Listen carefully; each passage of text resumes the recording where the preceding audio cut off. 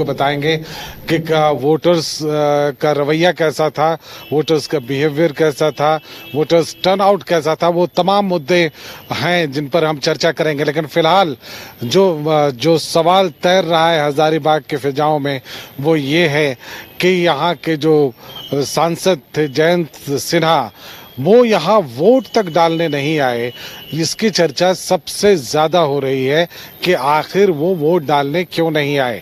ये ठीक है कि उनकी नाराजगी अगर होगी भी तो लोकतंत्र के पर्व पर अपनी बातें कहना, कम से कम एक सार्वजनिक जीवन में जो मौजूद हो उसे लोकतंत्र के इस पावन मौके पर अपनी बात कहनी जरूर चाहिए थी, अपनी बात रखनी जरूर चाहिए थी और कम से कम वोट डालने जरूर आना चाहिए था। ये ठीक है कि उनको लेकर कई तरह की बातें, खासकर यशवंत सिन्हा को लेकर कई तरह की बातें थी और यशवंत सिन्हा का खुला विरोध भारतीय जनता पार्टी से है, मोदी से है, प्रधानमंत्री मोदी से है, ये सभी जानते हैं। लेकिन ऐसे में बहुत संतुलित रूप से जयंत सिन्हा अब तक थे। लेकिन अब इस बार जब जैसे टिकट की घोषणा हुई, चीजें बहुत कुछ बदली और अब लोग सवाल उठा रहे हैं कि जब तक आपको टिकट मिलता है, जब तक आप सांसद बने रहते हैं, तब तक तो सब चीज ठीक है और उसके बाद जैसे टिकट कटता है आप सीन से गायब हो जाते हैं। तो ये आरोप उन पर चस्पा होगा। उदय, क्या आपको लगता है कि आप तो उस बूथ पर गए थे जहां कई लोग मिले और उनका क्या कहना था इसको लेकर? देखिए, जब लोगों से हमने पूछा तो उन्होंने खुलकर कहा कि 2014 में आए थे, 19 में आए थे और वो हुपाद का वो जो बूथ था वो ऐतिहासिक कहा जा सकता है क्योंकि 3 बार यशवंत सिन्हा वहां से सांसद रहे, केंद्र में मंत्री भी रहे, बड़े बड़े पदों पर रहे और इसके बाद जयंत सिन्हा 2 बार मंत्री रहे, उन्हें भी केंद्र में राज्य मंत्री रहने का मौका मिला। लेकिन उसके बावजूद वोट देने नहीं आना और जब हमने ग्रामीणों से पूछी तो मानो कि उनकी दुखती रग पे हाथ रख दिया। उन्होंने वहां की सड़कें दिखाई, वहां उन्होंने दिखाया कि देखिए 25 साल जो परिवार यहां सांसद रहा लेकिन विकास की किरणें नहीं पहुंची। जब वहां तक हम निकल रहे थे वहां से तो वहां सड़कें टूटी हुई थी, ऐसा लग रहा था कि झारखंड में ऐसी सड़कें कहीं और दिखती नहीं है। ग्रामीणों का आक्रोश भी दिख रहा था और ऐसे में लोग तो खुलेआम कह रहे थे कि भाई सांसद तो हमारे वो आज भी वही है जब तक 4 तारीख रिजल्ट ना आ जाए। लेकिन उनका नहीं आना कहीं न कहीं सवाल खड़े कर रहा था और ये लोकतंत्र का एक हैरत भरी तस्वीर है कि जो सांसद रहते हैं 10 साल जिस इलाके का प्रतिनिधित्व करते हैं, जो बूथ उन्हें लगातार 2 बार सांसद बनाता है, उस बूथ को वो भूल जाते हैं और लोकतंत्र के महापर्व में हिस्सेदारी नहीं लेते। भले कोई वजह हो, कोई कारण हो, वो कारण बता देते। लोकल सेंटिमेंट शशांक भी बताएंगे। शशांक, क्या ऐसी कोई उम्मीद थी? पहले से ऐसा लग रहा था कि जयंत सिन्हा इससे मतलब मत डालने भी नहीं आएंगे। ये बात सही है कि चुनाव प्रचार से वो दूर रहे, बीजेपी से दूर रहे, वो तमाम बातें हो सकती हैं नाराजगी के। हालांकि होना इसलिए नहीं चाहिए था कि वो 2 बार सांसद रह चुके थे, लेकिन इसके बावजूद क्या ये कभी लगा था कि वो वोट डालने भी यहाँ नहीं आएंगे? शुरू से ही जब से उनका टिकट कटा था वो एक बार हजारीबाग पहुंचे थे और उन्होंने मनीष जायसवाल से मुलाकात भी की थी, मनीष जायसवाल के लिए वोट अपील भी किया था। तो लोगों ने यह कयास लगाया था कि शायद वोट मांगने भी बीच में आएंगे, लेकिन जयंत सिन्हा इस बीच उसके बाद कभी भी हजारीबाग नहीं आते हैं और कुछ दिनों से यह कयास लगाए जा रहे थे कि हमेशा से, जैसे 2014 में भी वो वोट करने यहाँ आए थे, 2019 में भी उन्होंने वोट किया था, तो इस बार भी वो वोट करने आएंगे। इसके लिए सुबह से मीडिया वहां उनका इंतजार भी कर रहा था, लेकिन सिर्फ यशवंत सिन्हा और उनकी पत्नी नीलिमा सिन्हा वहां वोट करने पहुंचती हैं, जयंत सिन्हा नहीं पहुंचते हैं। जब हम और सर वहां गए थे रिपोर्टिंग करने तो हम वहां पर लोगों ने काफी नाराजगी जताई। लोगों का कहना था कि 2019 में जब उन्हें टिकट दिया गया था तो वो वोट करने आए थे, 2014 में जब उन्हें टिकट मिला तो वोट करने आए थे। इसके बीच में पंचायत चुनाव भी होता है, वो यहाँ के वोटर है, वोट करने नहीं आते हैं। विधानसभा का चुनाव होता है, उसमें नहीं आते हैं। तो इस बार टिकट कट गया है तो इसका शायद नाराजगी होगी, इसलिए यहाँ नहीं आ रहे हैं लोग। ये बहुत गंभीर विषय इसलिए बन जाता है कि आप यहाँ के प्रतिनिधि रहे हैं और संसद में आप प्रतिनिधित्व कर रहे हैं इस क्षेत्र का, इसके बावजूद भी आप वोट डालने नहीं आते हैं। अब आप किस मुंह से ये बात कहेंगे आम लोगों से कि आम लोगों की दिलचस्पी वोट में नहीं है? वोट डालने नहीं आना एक गंभीर बात है। अपने क्षेत्र के लोगों से मिलना चाहिए, उनके बीच आकर वोट डालना चाहिए ताकि लोग प्रोत्साहित हों। आप वोट, अगर आपकी नाराजगी है और आपको लगता है कि पार्टी लाइन के विरुद्ध जाकर ही वोट करना है, तब भी उनको कोई नहीं रोक सकता था। लेकिन लेकिन ये एक सवाल जरूर उठता है और ऐसे में मदन हमारे साथ हैं जो बीजेपी बीट भी देखते हैं। मदन, पार्टी के लिए थोड़ी मुश्किल होगी, वो कैसे अब जब सवाल उठेगा इस पर तो वो कैसे डिफेंड कर पाएंगे इसको? बिल्कुल, देखिए अब ये बात तो जरूर है कि जब चुनाव में उनका टिकट कटा उसके बाद जो उनकी नाराजगी सामने आई है, इंतजार था यहाँ के लोगों को कि वो जरूर चुनाव प्रचार में शामिल होंगे। हो सकती है कि थोड़ी देर के लिए वो नाराज हुए हों, लेकिन जब दो बार पार्टी उन्हें सांसद बनाती है, मंत्री बनाते हैं, तो फिर ऐसे में संगठन के लिए भी कुछ काम करने का दायित्व तो होता है।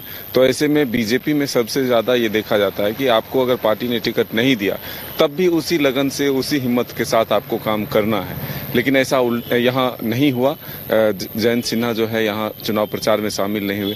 आखिरी में ये इंतजार था कि वो वोट करने के लिए अपने जो प्रत्याशी हैं पार्टी के, उनके पक्ष में ही सही जरूर आएंगे। लेकिन लोकतंत्र में ये तो जरूर है कि आप अगर किसी दूसरे को भी चुनना चाहते हैं तो वो अधिकार है, तो उस अधिकार का भी वो उन्होंने उपयोग नहीं किया। तो अब देखना होगा कि पार्टी के स्तर से उन पर क्या कुछ एक्शन लिया जाता है, क्या पार्टी कुछ और वक्त देती है या फिर कोई सख्त कार्रवाई करती है। हाँ, ये कारण जानना होगा कि क्यों ऐसा हुआ। लेकिन वजह जो भी हो, इतनी बड़ी वजह शायद नहीं होगी कि मत डालने भी आप ना आए। और मत डालने को लेकर खुद प्रधानमंत्री कितने गंभीर हैं कि वो आज भी वहाँ जाते हैं, गुजरात जाते हैं और वोट डालते हैं। ऐसे में अगर वो वोट डालने नहीं आते हैं तो जो पॉलिटिशियन, जो गंभीर पॉलिटिशियन है, कम से कम वो ऐसी गलती नहीं करता है। ऐसा उन्होंने क्यों किया है? और एक तरह से पार्टी के लिए भी पार्टी पर भी एक सवाल खड़ा होगा, पार्टी के लोगों पर भी सवाल पूछे जाएंगे उनसे कि आपने एक ऐसे प्रतिनिधि को चुनकर रखा था जो कि वोट डालने भी नहीं आया। तो ये गंभीर मुद्दा था। पूरी जीत हार की चर्चा तो फिर अलग तरह से होगी, किसको वोट मिले नहीं मिले ये तो अब मत पेटियों में बंद है, ईवीएम में बंद है कि किसे वोट मिले नहीं मिले। हाँ, परसेंटेज का जहां तक सवाल है, परसेंटेज को लेकर हम कह सकते हैं कि शुरू में सुबह के समय में काफी वोटर्स निकले, लेकिन फिर दोपहर में धूप तीखी हुई और शायद इसलिए मतदान थोड़ा कम हुआ। शशांक, क्या यही एक वजह है? पिछले बार से थोड़ा परसेंटेज इस बार कम है मतदान का। और जब पिछले बार चुनाव हुआ था तो उस टाइम इतनी गर्मी नहीं थी, लगन का टाइम चल रहा था, लोग घर आते हैं उस टाइम, और घर आए थे, इसी कारण थोड़ा मतदान परसेंटेज ज्यादा था।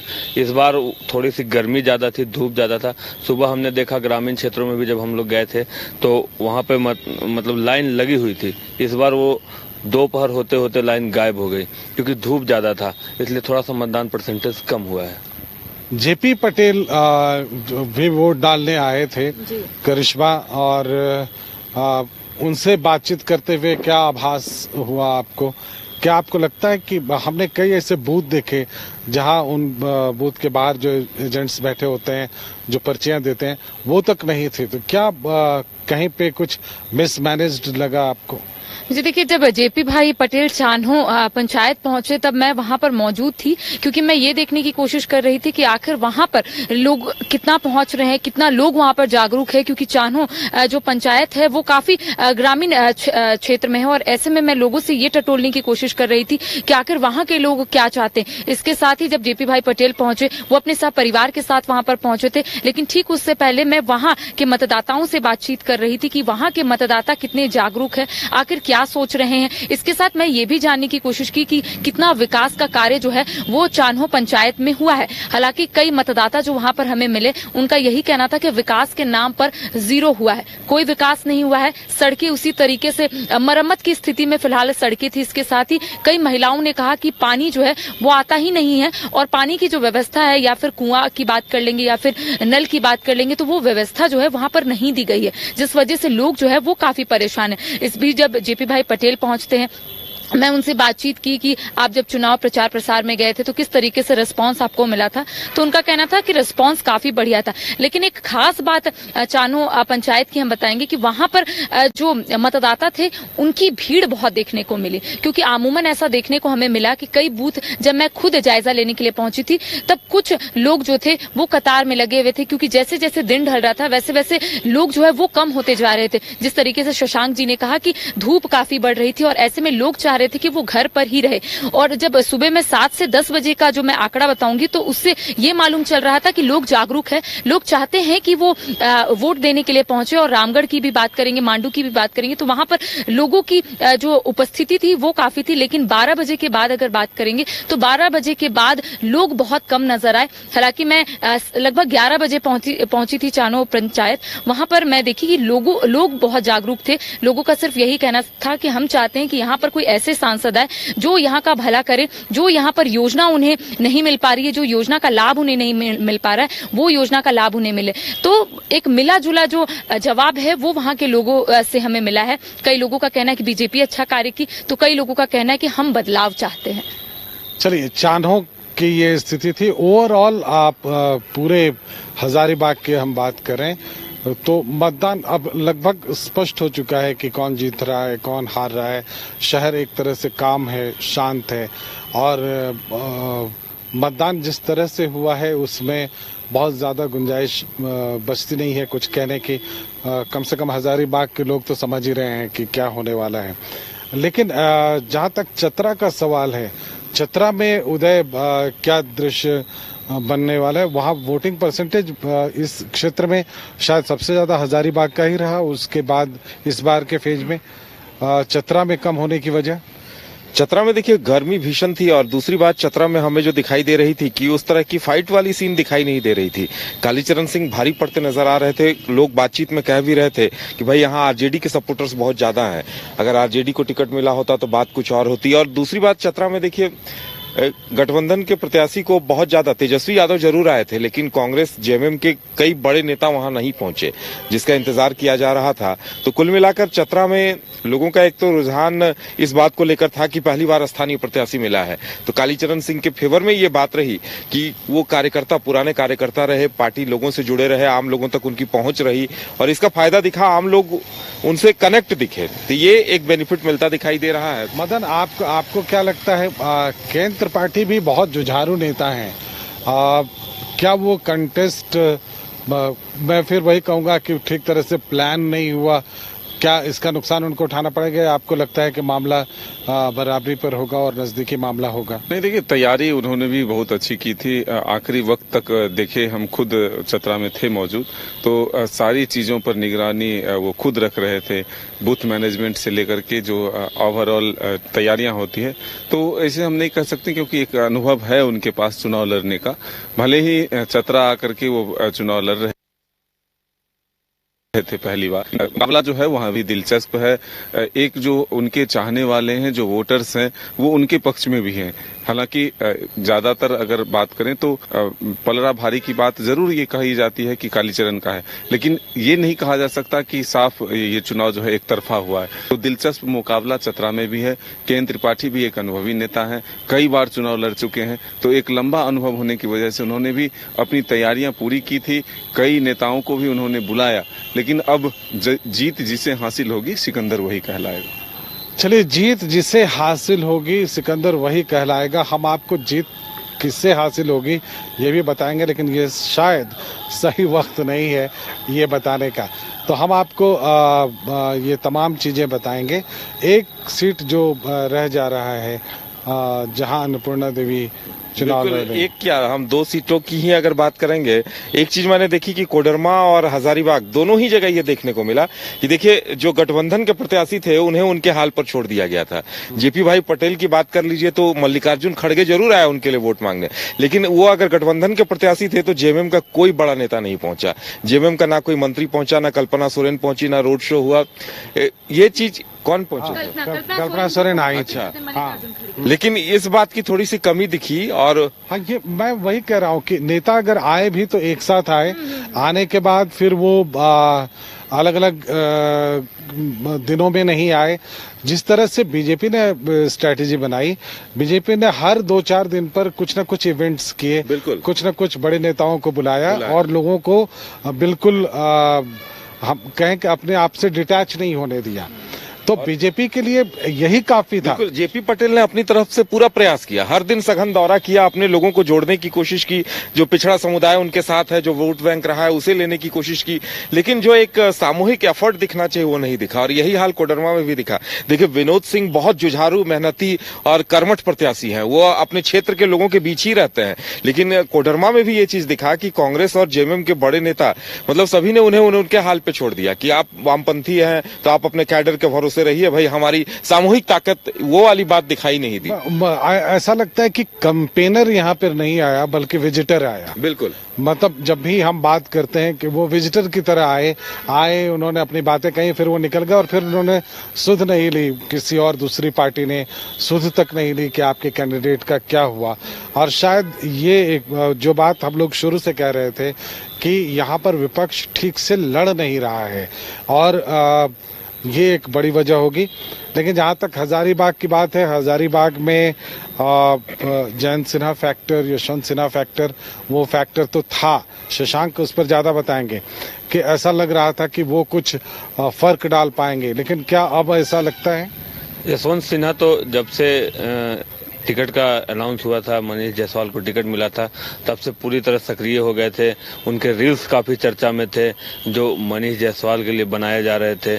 जब जेपी पटेल का नामांकन हो रहा था तब उन्होंने नाम लेकर भी मनीष जायसवाल पर हमला शुरू कर दिया था। लेकिन जो हजारीबाग संसदीय सीट है वो बीजेपी का गढ़ माना जाता है इसे, और जो अभी के हालात है उसमें ये कहना कोई दो राय नहीं होगा कि मोदी मैजिक एक बार फिर से बरकरार यहाँ हो सकता है। चलिए हम देखेंगे, हम इस पर स्पष्ट रूप से नहीं कहना चाहते। एक बात मैंने भी गौर की कि वो जो उनका 450 नंबर बूथ था, जिसे कहा जा सकता है कि यशवंत सिन्हा का या जयंत सिन्हा का बूथ है, तो उस बूथ में जब नतीजे आएंगे तो देखिएगा 80-85% वोट बीजेपी को गए हैं। खुद वहां के स्थानीय लोग कह रहे थे कि भाई यहाँ 1200, वहां के स्थानीय लोगों का दावा है। बिल्कुल दावा है उनका कि 800 वोट हुए हैं, तो मान के चलिए कि 100 में 5 वोट अगेंस्ट बीजेपी गए हैं। तो वो खुद अपने बूथ में बहुत कमजोर थे। जो यशवंत सिन्हा खुलेआम विरोध कर रहे थे और इनके खिलाफ रणनीति बना रहे थे या बीजेपी के अगेंस्ट कैंपेन कर रहे थे, लेकिन उसका असर नहीं दिखा। देखिए, हम उदय के दावे में जो लोग वहां के की बातचीत कर रहे थे, हम सिर्फ उसको दोहरा रहे हैं। बिल्कुल, बिल्कुल। हम इसकी पुष्टि नहीं करते हैं। कल को बाइस्कोप को ना खड़ा किया जाए कि साहब आपने ये दावा किया था। बिल्कुल, ये लोग लगातार ये बात बार बार कह रहे थे। जब हमने उनसे बातचीत की तो करीब दर्जन भर लोगों ने इस बात को लेकर नाराजगी जताई है और कहा है कि भाई ये तो एक तो वोटिंग के लिए नहीं आए, इस बात की नाराजगी दिखी, और वहां के जो हालात थे, लोग कह भी रहे थे कि विकास क्या हुआ। देखिए 25 साल हमने यहाँ से सांसद चुना इस बूथ से, लेकिन इस बूथ की हालत देखिए, यहाँ की सड़कें देखिए, यहाँ के स्कूलों की बिल्डिंग्स देखिए। चलिए, एक इम्पॉर्टेंट फैक्टर हम जिस पर चर्चा करना चाहेंगे, हम पिछले कुछ दिनों से लगातार फील्ड में हैं और देख रहे हैं कि किस तरह से चुनाव हो रहा है। एक फैक्टर बहुत इम्पॉर्टेंट है, वो ये है कि सांसद जो जनता से कनेक्ट रहे, जुड़े रहे, मिलते रहे, उनसे नाराजगी नहीं है। आपने काम कितना किया नहीं किया, लोग उस पर भी एक बार आपका साथ देने के लिए तैयार हैं, लेकिन आप आए और मिले ही नहीं, आप यहाँ आना छोड़ दिए, लोगों से मिलना छोड़ दिए, तो उससे नाराजगी है और ये स्वाभाविक है। और इसलिए 5 साल पर चुनाव होता है कि आप एक बार चुन जाने के बाद ऐसा ना हो कि आप अपने क्षेत्र को भूल जाएं और फिर जनता ठगी से खड़ी रह जाए।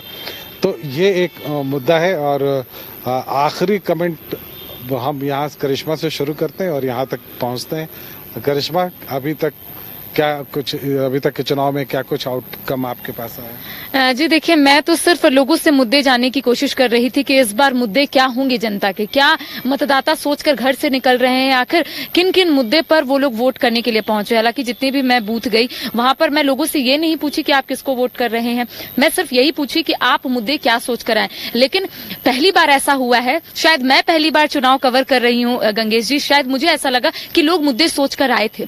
मैं जितने भी बूथ में गई वहां पर लोगों ने सिर्फ यही कहा कि विकास के मुद्दे सोच कर आए हैं, रोजगार के मुद्दे सोच कर आए हैं और कैसे हजारीबाग आगे बढ़े, इस सोच से हम लोग आज घर से बाहर निकले। तो कई लोगों के पास मुद्दे काफी थे जो युवा थे, हालांकि युवाओं की जो भागीदारी रहती है वो काफी महत्वपूर्ण रहती है, और ऐसे में मैं ज्यादातर युवाओं से इसलिए कनेक्ट करने की कोशिश कर रही थी क्योंकि झारखंड राज्य में अमूमन ऐसा देखने को मिल रहा है कि जो युवा है वो परेशान है। तो आखिर युवा क्या सोचकर वोट डालने के लिए आ रहे हैं? तो युवाओं का यही कहना था कि हम सिर्फ चाहते हैं कि राज्य में वैकेंसियां निकले, बहाली हो, ताकि हमें नौकरी मिल सके, क्योंकि राज्य में ऐसा देखने को मिलता है कि जितनी भी वैकेंसी आती है, जितनी भी बहाली निकलती है, उसे रद्द कर दिया जाता है। तो युवाओं ने इस बार मन बना लिया है कि वोट तो देना है, लेकिन किन किन मुद्दों पर देना है उन लोगों ने पहले ही मन बनाया। एक चर्चा कर रहे हैं कि मुद्दे क्या थे। आज 3 सीटों पर चुनाव हुआ है, कोडरमा, चतरा और हजारीबाग। यहाँ पर मतदान हुआ है। जो फाइनल आउटकम है उस पर चर्चा कर रहे हैं, मुद्दे क्या हैं इस पर बातचीत कर रहे हैं। मदन, क्या आपको नहीं लगता कि जो जिनसे सीधा लाभुक जुड़े, जैसे अनाज का मामला है या चूल्हे का मामला है या घर का मामला है, ये भी चुनाव में एक इम्पॉर्टेंट फैक्टर है इस बार के चुनाव में? बिल्कुल। देखिए, 2-3 चीजें इस बार देखने को मिली। एक तो जो जनता है, अगर सरकार की योजना चल रही है तो उस योजना के फायदे और उस योजना के नाम जनता तक कैसे पहुंचे, इस पर भी काम किया गया। क्योंकि अगर हम लोगों से रिएक्शन लेते थे तो जितने योजना एक आदमी से अगर हमें जानकारी मिलती थी तो दूसरे आदमी उससे ज्यादा जानकारी हमें दे देते थे योजनाओं के बारे में। तो ये कैसे हुआ, ये भी एक समझने की चीज है। दूसरी बात है कि राष्ट्रीय मुद्दों को लोग इसमें इम्पोर्टेंस दिया। इसलिए कह रहे हैं हम कि लोग ये कहते हैं कि प्रत्याशी कौन है ये हम नहीं देख रहे, हम ऊपर के लोगों को देख रहे हैं। तो ये एक महत्वपूर्ण चीज हुई। तो ऐसे हम कह सकते हैं कि राष्ट्रीय मुद्दों को ध्यान में रखते हुए अब लोग इतने जागरूक हो चुके हैं कि उन्हें योजनाओं के बारे में पूरी जानकारी है कि किस योजना का लाभ हमें मिल रहा है, कौन सी सरकार इस योजना को चला रहा है। तो ये जो बदलाव हुआ है, तो हम कह सकते हैं कि लोग जागरूक होकर अब मतदान केंद्र तक पहुंच रहे हैं और अपने समझ से वो वोट कर रहे हैं। उदय, दो बातें निकल कर आई। रोजगार, महंगाई, एक पक्ष ऐसा है जिसके लिए ये एक बड़ा मुद्दा था। एक पक्ष ऐसा है जिसको लगता है कि जो चीजें मिल रही हैं वो कंटिन्यू करनी चाहिए और जो मिली है वो बहुत अच्छा है। ये क्या यही दोनों आमने सामने की लड़ाई में, यही दो मुद्दे आमने सामने की लड़ाई में है, या आपको लगता है कि नाम भी, जैसे मोदी, प्रधानमंत्री मोदी का नाम, राहुल गांधी का नाम, क्या नाम भी इस बार चुनाव में मैटर रखेंगे? देखिए, नाम कोई बहुत ज्यादा नहीं, लेकिन अगर देखा जाए तो जो लोग मोदी सरकार का विरोध कर रहे थे या उनके कामकाज का विरोध कर रहे थे वो महंगाई और बेरोजगारी की बात कर रहे थे। लेकिन जो उनके समर्थक थे, और इस बार जो सबसे बड़ा चेंज देखने को मिल रहा है कि पुरुषों से ज्यादा महिलाएं पीएम मोदी का समर्थन करती नजर आ रही हैं। वो 5 किलो अनाज की चर्चा करती हैं, वो सीधे उज्ज्वला गैस योजना की चर्चा करती हैं, उन्हें जो पीएम आवास मिला है, शौचालय मिला है, इन चीजों की चर्चा करती हैं। और उनके अंदर एक उत्साह है। और कई बूथ पे हमने देखा कि पुरुषों से ज्यादा लंबी लाइन महिलाओं की लगी हुई थी। तो ये एक चेंज दिख रहा है और केंद्र की योजनाओं का लाभ लोगों तक मिला है, ये बोल भी रहा है। और लेकिन ये भी बात है कि जो लोग विरोध कर रहे हैं, विरोध की वजह यही बता रहे हैं कि बेरोजगारी है, महंगाई है। तो ये दोनों ही फैक्टर काम कर रहे हैं। दोनों ही फैक्टर है। शशांक, हजारीबाग में मेन फैक्टर क्या रहा? क्या भाजपा में जो एक डर था कि 25 साल बाद एक परिवार से टिकट कटा था तो बड़ा नुकसान हो जाएगा, क्या आपको लगा कि ग्राउंड पे ऐसा हुआ? ग्राउंड पे एक चीज की तो चर्चा थी कि जब भी यहाँ पे चुनाव होते थे, जयंत सिन्हा के सामने, यशवंत सिन्हा के सामने कोई मुकाबले का उम्मीदवार नहीं होता था। इस बार 2 विधायक जो एक ही पार्टी से थे, वो जैसे जेपी पटेल पहले बीजेपी में थे, पल्ला बदल कर कांग्रेस से चुनाव लड़ रहे थे, मनीष जायसवाल भी बीजेपी से विधायक थे, 2 विधायक चुनाव लड़ रहे थे। तो लोगों ने दोनों के काम को कंपेयर किया है और उस काम को देखते हुए वोट किया है। दोनों की लोकप्रियता भी एक तरह से आंक ली गई। 2 विधायक थे, बहुत इंपॉर्टेंट बात आपने कही, 2 विधायक थे और दोनों ही यहाँ पर हजारीबाग में चुनाव लड़ने के लिए उतरे। एक का काम, एक की लोकप्रियता कहाँ पहुंची और दूसरे का काम और दूसरे की लोकप्रियता कहाँ पहुंची, ये आने वाले दिनों में आपको पता चल जाएगा। और ये सब कुछ आपको पता चलेगा 4 तारीख को, लेकिन हम बताएंगे आपको 2 तारीख की शाम में कि एक्चुअल क्या हुआ था। आज की इस रात में जो रहस्य हम आपके लिए छोड़े जा रहे हैं, इसको 2 की शाम में खोल देंगे, तब हमारे ऊपर कोई बंधन भी नहीं हो।